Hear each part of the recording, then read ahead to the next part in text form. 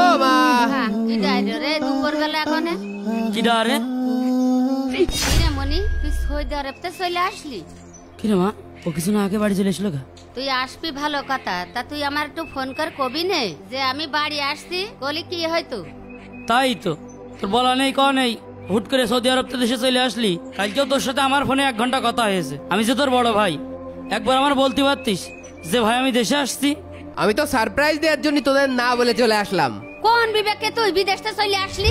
তোর বোনেরা আমি 3 মাস আগে বিয়ে দিলাম, হ্যাঁ হ্যাঁ তার জিনিসপত্র দেওয়া হয়নি, হ্যাঁ তার ফার্নিচার দিতে হবে, ঘর বাড়ির এই অবস্থা, তুই কোন বিবেকে চলে আসলি? মা এটা তুমি কোনো কথা কইলে? ক্লাস 10 পাস করে বিদেশ চলে গিয়েছি, 9টা বছর বিদেশে কাজ করলাম, 9টা বছরে প্রায় 65 লাখ টাকা তোমাদের পাঠিয়েছি। মেয়েটার বিয়ে দিলে, ঘর দুয়ার ঠিকঠাক করলে, বাড়ি করলে, তোমার এই ছেলেটা প্রায় 5টা বছর বসে খায়, কোনো কাজ কাম করে না। এত কিছু করার পরেও আজ 9টা বছর পর বিদেশতে আসলাম, তোমরা সবাই মিলে এইরকম ব্যবহার করছো। এই আমি বসে খাই মানে? এই থাম, এই চল ঘরে চল, এই দে তোর ব্যাগ দে আমার কাছে, চল ঘরে চল। শোন মা, তোর ছেলে নিষেধ করে দিস আমার সাথে যেন এটা করতে আসে না, তাহলে কিন্তু ভালো হবে না। মন মেজাজই খারাপ করে দিল। মা হ্যাঁ বল। ওই ব্যাংকের চেকটা দাও দিনি। আসলি খাওয়া দাওয়া করবি, বিশ্রাম নিবি, তারপরে তো যাবি। কিরাম ব্যাংকের বই নিয়ে কি করবি? এই 9 বছর বিদেশ থাকতে থাকতেই বিয়ে শাদী করার কথা ভুলেই গেছি, তাই ভাবছি আমাদের ওই উত্তর পাশে একটা ঘর তুলবো।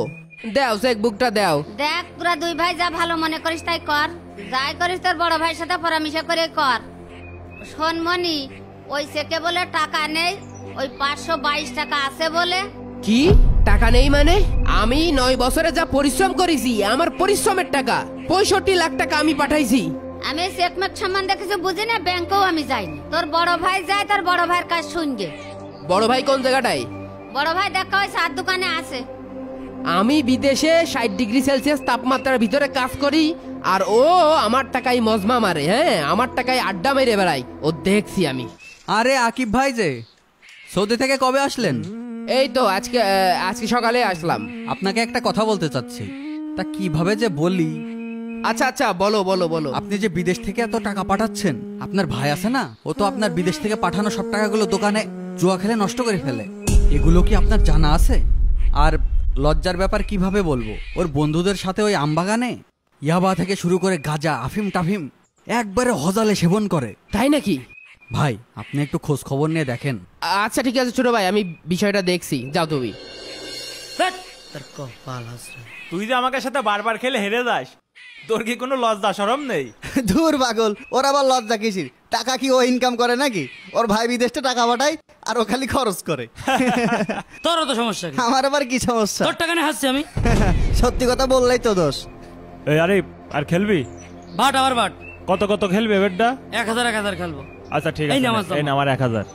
এই নে 1000। এই নে। আরে এবারও তোর 1000 গেল। টাকা কি আছে নাকি আরো দেবো? আরে তোদের মতো ফকির নাকি? বাহ বাহ বাহ, আমি এদিকে দিন রাত পরিশ্রম করছি, আর আমার বড় ভাই সেই টাকা বড় ভাই জুয়া খেলে উড়োচ্ছে। বাহ কি সুন্দর। কি রে আকিব, তুই এখানে, তুই বাড়ি যে রেস্ট না করে? আমার ব্যাংকের টাকা কই, সেই হিসাব তোর এখন দিতে হবে। চল বাড়ি চল। আরে চল ওঠ, দাঁড়া যাচ্ছি। বাড়ি চ, মা ডাকছে। আরে যাচ্ছি। বিদেশে খাইতে বসছি আমি, তুই এখানে জুয়া খেলে উড়োচ্ছ। ভাই দেখেছি, কিন্তু তোর মতো নেমো গরম ভাই কোনোদিন দেখিনি। আরে কি করলাম তোর সাথে আমি? তুই এমন কাজটা করতে পারলি আমার সাথে? চল। আরে আমি মা সব ডাকছে, টাকা চল। থেকে তুই আমার টেনে টেনে নিয়ে যাচ্ছিস। মা কি হইলো আবার তুগার? এই যে তোমার বড় ছেলে নিয়ে আইছি, আমি যে বিদেশ থেকে 65 লাখ টাকা পাঠাইছি, সেই টাকা তোমার বড় ছেলে কি করেছে আমার পাই টু পাই হিসাব দেওয়া লাগবে। তুই কি টাকা আমার কাছে পাঠাইছিস? মার অ্যাকাউন্টে পাঠাইছিস? মা জানে। এই আরিফ, তুই আমার দোষ দিছিস কেন? আমি কি লেখাপড়া জানি? বই তো আমি তোর কাছে দিছি, তুই কি করেছিস তা আমি বুঝি। এ দেখ, আমার টাকা যদি আমি না পাই, আমি কিন্তু তোর নামে কেস করবো, তো জেলের ভাত খাওয়াই ছাড়বো। তো যা খুশি তাই করে নিকা, তোর কোনো টাকা পয়সা আমি নিয়ে নি। এই জন্যই আপন মানুষের